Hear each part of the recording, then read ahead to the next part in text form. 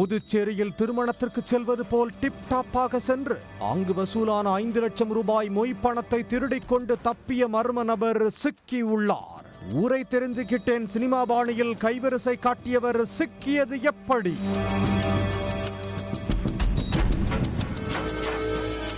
புதுச்சேரி அடுத்த லாஸ்பேட்டை புதுப்பேட்டை முத்தமிழ் தெருவில் வசிப்பவர் பரமகுரு.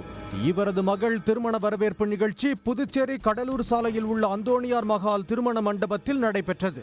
திருமண பரிசுகளாக கிடைத்த ரொக்க பணம் மற்றும் தங்க நகைகள் அடங்கிய பையை பரமகுரு மகன் மோகன் மகேந்திரன் தனது சகோதரியின் காரில் வைத்துவிட்டு மண்டபத்திற்குள் சென்றுள்ளார். திரும்பி வந்து பார்த்தபோது கார் கண்ணாடியை உடைத்து மொய்ப்பணம் 5.5 லட்சம் ரூபாய் மற்றும் பரிசாக வந்த நகைகள் திருடப்பட்டிருப்பதை கண்டு அதிர்ச்சி அடைந்தார். இது தொடர்பாக உருளையன்பேட்டை காவல் நிலையத்தில் புகார் அளித்தார். இந்த புகாரின் அடிப்படையில் போலீசார் வழக்கு பதிவு செய்து விசாரணை நடத்தினர். குற்றம் நடந்த இடத்தில் உள்ள கண்காணிப்பு கேமரா பதிவுகளை ஆய்வு செய்த போது காஞ்சிபுரம் மாவட்டம் சின்ன காஞ்சிபுரம் ஸ்ரீரங்க கிருஷ்ணா நகரைச் சேர்ந்த தில்லி கணேஷ் என்பவர் திருட்டில் ஈடுபட்டது தெரிய வந்தது. இதையடுத்து தனிப்படை போலீசார் காஞ்சிபுரம் சென்று பார்த்தபோது அங்கு அவர் இல்லை. இதையடுத்து அவரது செல்போன் எண்ணை வைத்து திருவள்ளூர் மற்றும் சென்னையில் அவரை தேடினர். ஊராக அவர் சென்று வந்த நிலையில் இறுதியாக திண்டிவனத்தில் வைத்து கைது செய்து புதுச்சேரி அழைத்து சென்றனர்.